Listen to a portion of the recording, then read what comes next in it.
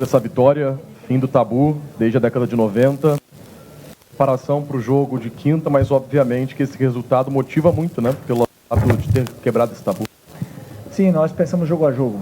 E eu falei para eles durante essa última semana agora, antes desse jogo, que quando eu vi os treinos que eles fizeram durante a data FIFA, me deu muito o que pensar.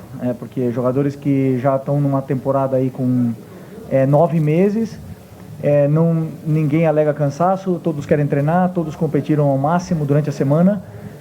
Foi um nível muito alto de treinamentos. E falei para eles que esse grupo, quando você vê isso no treinamento, cada vez que as pessoas contagiam, é um grupo que quer fazer história. Só tem muito barulho, tem como fechar com a porta aí atrás?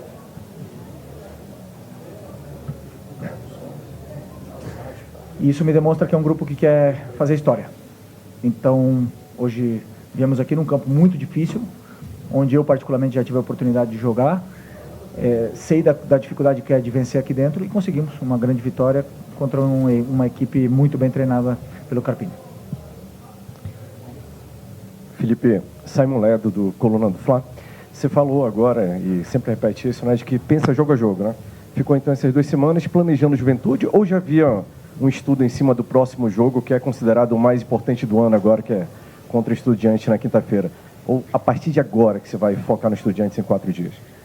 Você fala bem quando você diz que é o jogo mais importante do ano. Para mim sempre o próximo, o mais importante, mas dado o valor do quartas da Libertadores contra Estudiantes, depois de uma temporada incrível que nós estamos fazendo, claro que é o jogo mais importante do ano. Mas eu, sinceramente, só preparei o jogo do Juventude. Fiz tudo pensando em como vencer o Juventude. A partir de amanhã começaremos a estudar e trabalhar para ver quais são as melhores soluções para poder encarar o Estudiantes, que sem nenhuma dúvida é um grande adversário, e principalmente equipes argentinas que competem tão bem. Temos aí o exemplo do Central Córdoba na fase de grupos. Felipe, aqui na frente, tudo bem? Boa tarde. Gabriel, canal Paparazzo Rubro Negro e Revista Placar. Felipe, queria te perguntar sobre um jogador em específico. Claro que o elenco todo fez uma boa partida, mas sobre o Saul. O Saul, que vem sendo destaque mais uma vez, já foi destaque em vários jogos esse ano. Chegou hoje de manhã aqui em Caxias do Sul, uma logística diferenciada, ou seja, podia até estar cansado de um voo, não sei o quê, mas entrou em campo, foi um dos destaques da partida, deu uma assistência para o Rascaeta no primeiro gol. Como é que você vê a evolução desse jogador desde que ele chegou aqui ao Flamengo? Ele que é um jogador europeu, talvez não conhecesse tanto assim esse calendário do futebol brasileiro. Como é que você vê a evolução do Saul aí nos últimos tempos? Obrigado. Eu vejo que estamos vendo o melhor Saul, talvez o melhor Saul da sua carreira, né? E isso é muito mérito dele, é mérito também, obviamente, do clube, de acreditar em poder recuperar o potencial desse jogador, que todo mundo sabe, não preciso falar a carreira que o Saul teve, o jogador importantíssimo que ele foi em todos os lugares que ele passou, e principalmente a história que ele tem no Atlético de Madrid. Mas recuperar a melhor versão do Saul era um desafio e passava por ele, né? E ele está num nível altíssimo, altíssimo. Eu acredito que sempre você ter um filho motiva muito, e não esperava também que depois de todo esse esforço de acordar 4 da manhã, pegar 2 voos, chegar até aqui e jogar do jeito que ele jogou os 90 minutos, que desse com essa facilidade, mas foi. Isso demonstra que é um jogador totalmente diferenciado e temos muita sorte de tê-lo aqui conosco. Felipe, aqui. Boa noite já. Felipe, ontem saiu a informação que você recebeu uma proposta do Fenerbahçe para ir para o lugar do Mourinho. Eu imagino que para qualquer profissional do futebol, uma proposta da Europa balance. E a informação que saiu é que você nem quis ouvir, não quis abrir negociação com a equipe turca. Eu queria saber o quanto da sua identificação com o Flamengo, você que é torcedor do Flamengo desde criança, você que tem uma história como jogador e está construindo agora uma história como técnico, pesou na sua decisão de permanecer no Flamengo e recusar essa primeira proposta da Europa? Obrigado. Bom, primeiro, que quando ligam outros clubes interessados, isso me deixa, não posso mentir, me deixa feliz, porque vejo que existe um reconhecimento no nosso trabalho e no que está sendo feito no dia a dia, né? Mas não é o momento, não era o momento. Eu sei o meu objetivo, tenho claríssimo, tenho traçado tudo o que eu quero para minha vida, para minha carreira, e não era o momento. E também, obviamente, que eu tenho um compromisso com esses jogadores, com o clube, e eu pretendo honrar. Felipe, aqui. Boa noite.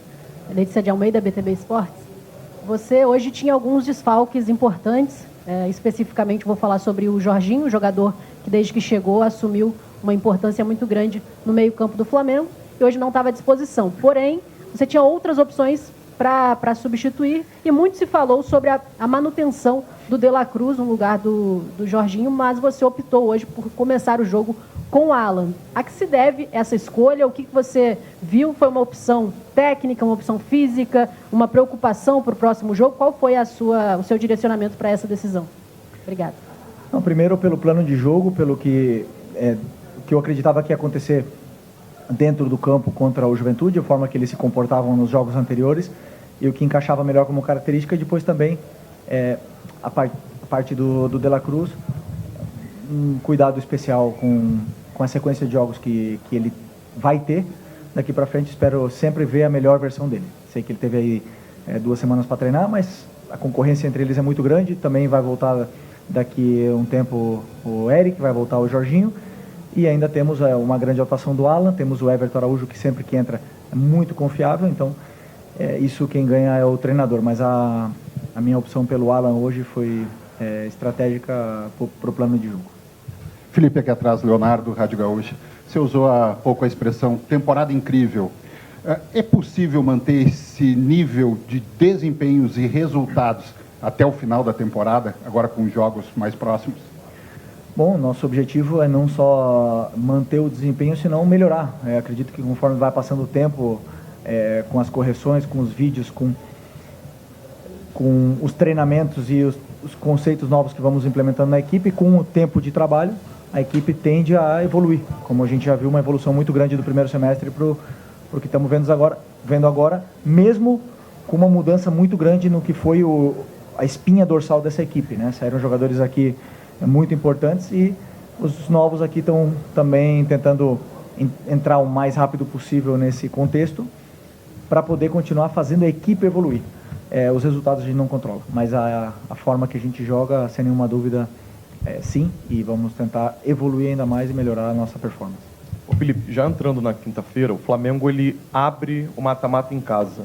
A gente tem visto muitos torcedores, até a própria imprensa, nós, falando que é importante fazer um resultado um pouco mais elástico em casa. A comissão pensa assim, os jogadores têm pensado assim, que é importante olhar para esse jogo em casa e tentar resolver dentro de casa, porque jogar na Argentina é sempre muito difícil em busca do tetra. Nenhum jogo se resolve no primeiro jogo, na minha opinião. Por mais elástico que seja o placar, claro que estamos falando de como foi uns anos atrás aí, goleadas enormes. Não, mas dificilmente vai se resolver um jogo de quartas de Libertadores no primeiro jogo. Em casa ou fora de casa. Sabemos disso, porque nós temos que pensar que são 180 minutos, onde temos que estar na nossa melhor versão. Existem jogadores que jogam e crescem muito na frente da torcida, existem jogadores que jogam melhor e desempenham melhor até fora de casa, então estamos preparados para enfrentar uma eliminatória, né? E sabendo que não podemos cometer erros nesse primeiro jogo para poder, sim, tentar fazer 2 jogos aí perfeitos para poder passar. Felipe, Mauro Santana do canal Mauro Santana, importantíssima vitória em que tivemos mais uma vez uma grande atuação do Saul, mais uma atuação importante do Samuel Lino, que está vindo de jogo na altitude pela seleção brasileira, mas com participação direta de 2 jogadores, também reforços no meio de ano, que ainda não tinham uma alta minutagem e que com certeza havia uma preocupação da comissão técnica de prover estrutura e recursos para que esses 2 jogadores pudessem ser melhor utilizados.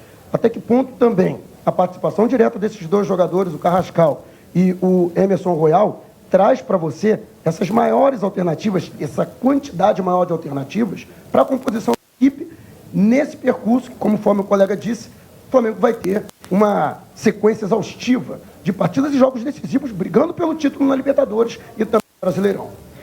Bom, como eu falei, né, como mudou bastante a nossa espinha dorsal, saíram jogadores importantes, você citou aí o caso do Emerson, mas eu falei com o Emerson, a forma que o Flamengo joga hoje é praticamente idêntica do que a seleção brasileira jogou no primeiro jogo contra o Chile.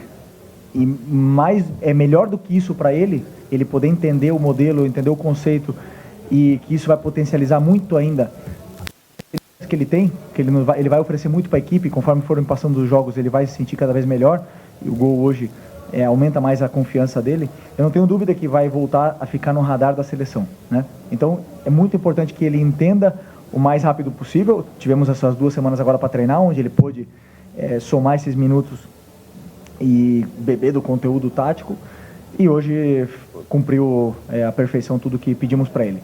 E o Carrascal é praticamente a mesma situação, um jogador que compete por posição originalmente com a Arrascaeta, que vive a sua melhor fase. Muito difícil para um jogador que chega com a qualidade e a importância que ele tem, competir com um dos melhores jogadores do Brasil no momento, se não o melhor.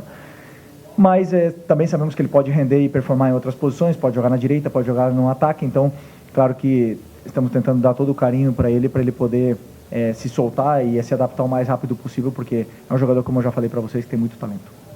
Felipe, você teve o retorno antecipado de 2 jogadores agora na data FIFA, né? O Arrascaeta e o Varela. O Varela teve a lesão em si, mas o Arrascaeta não. Vem para as condições físicas. Eu queria saber para você da importância do retorno antecipado desses jogadores, especialmente do Arrascaeta, que jogou hoje, e se foi um pedido seu, se teve alguma conversa com o Bielsa, como é que foi essa situação?